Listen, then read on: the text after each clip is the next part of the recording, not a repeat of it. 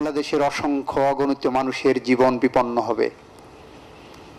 এই আসামিদের হাতে বাংলাদেশের নিরীহ মানুষ গুলিবিদ্ধ হয়ে মারা যাবে, 5 বছরের শিশু মারা যাবে, 10 বছরের আনাস মারা যাবে, পানি বিতরণ করা অবস্থায় মুগ্ধ মারা যাবে, বুক চিতিয়ে আবার রাজপথে দাঁড়িয়ে আবু সাইদরা মারা যাবে।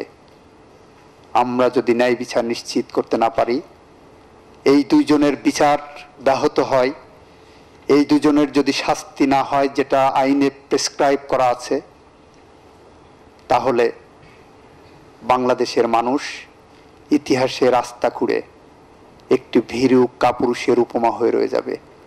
সেই কারণেই আমরা মনে করি এই বিচারে আমরা যা প্রমাণ করেছি সেটা বিয়ন্ড অল রিজনেবল ডাউট।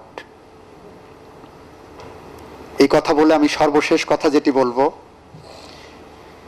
সেটি হলো, রোজেনবার্গ দম্পতি সাহসের সাথে কারাগারে থেকে তার আইনজীবীকে 19 জুন 1951 সালে প্রথমে জুলিয়াস চিঠি লিখেছিলেন, ফাঁসির কাষ্ঠের মুখোমুখি দাঁড়িয়ে লাস্ট দিন আমি প্রত্যাশা করব এই আসামিরা আদালতে এসে আগামী প্রজন্মের কাছে দৃষ্টান্ত উপস্থাপন করে এথেল এবং জুলিয়াসের মতো বলবেন, পৃথিবীতে শান্তি আনার জন্য, সোনার ফসল আর গোলাপের দিন আনার জন্য অনায়াসে মাথা উঁচু করে সাহস, নিজেদের শক্তিতে লক্ষ্য স্থির রেখে, অকম্পিত বিশ্বাসে জল্লাদের চোখে চোখ রেখে আমরা দাঁড়িয়ে আগামী প্রজন্মের জন্য একটি বাসযোগ্য ভূমি রেখে যাব।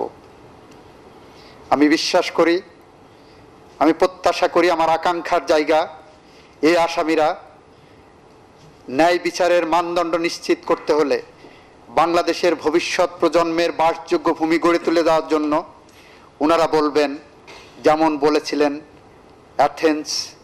এথেল এবং জুলিয়াস তার লয়ারের মাধ্যমে গোটা বিশ্বকে জানিয়েছিলেন, স্বাধীনতা এবং অন্য যেসব জিনিস জীবনকে সত্যি সুন্দর, সত্যি সার্থক করে তোলে, তা পাবার জন্য মাঝে মাঝে খুব বেশি রকম মূল্য দিতে হয়।